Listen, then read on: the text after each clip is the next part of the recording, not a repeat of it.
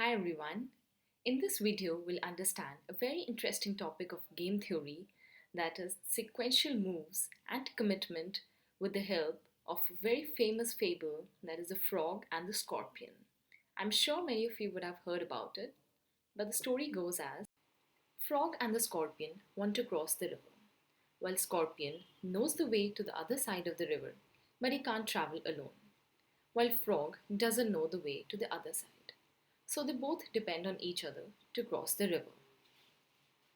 The scorpion says to the frog, "So I will climb on your back and you can swim across the river." But frog fears. "What if you sting me?" The scorpion says, "But why will I do that? In that case, we both will die." So frog got convinced and both started crossing the river.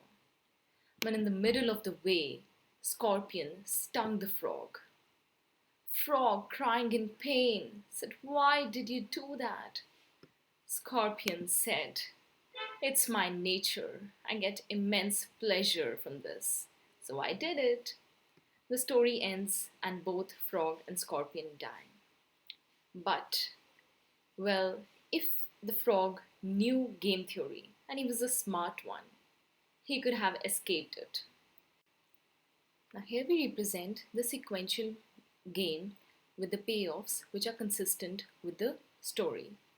Now these games, sequential games, are different from simultaneous games, wherein both the players act simultaneously, but here one player gets to move first and the other follows. Payoffs in the green are the payoffs for frog and payoffs in brown are the payoffs for scorpion. Now if frog chooses to refuse to carry the scorpion, both are standstill and both get a zero payoff. But now if frog chooses to carry the scorpion, scorpion has two options, either to sting or to refrain.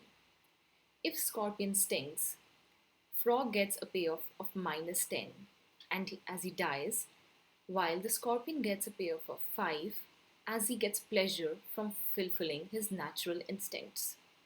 But if scorpion chooses to refrain, then frog gets a payoff of 5 as he has reached the other side of the river, and scorpion gets a payoff of 3 as he couldn't fulfill his natural instincts.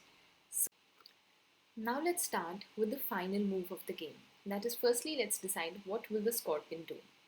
Since he has a higher payoff in case he stings than he refrains, he will choose to sting. So rationally, frog should choose to refuse to take the scorpion on his back. But unfortunately, frog didn't understand that and made a mistake which was fatal for him. The only way for the frog to reach to the other side was to commit the scorpion that he will not sting. The frog can enforce commitment by either tying the scorpion to his tail so that he is not able to sting, or maybe tell his another friend to retaliate against the scorpion's family in case he stings.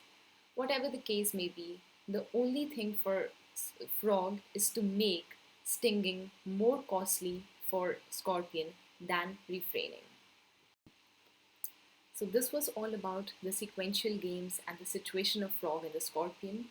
If you found this video useful, do subscribe. Thank you.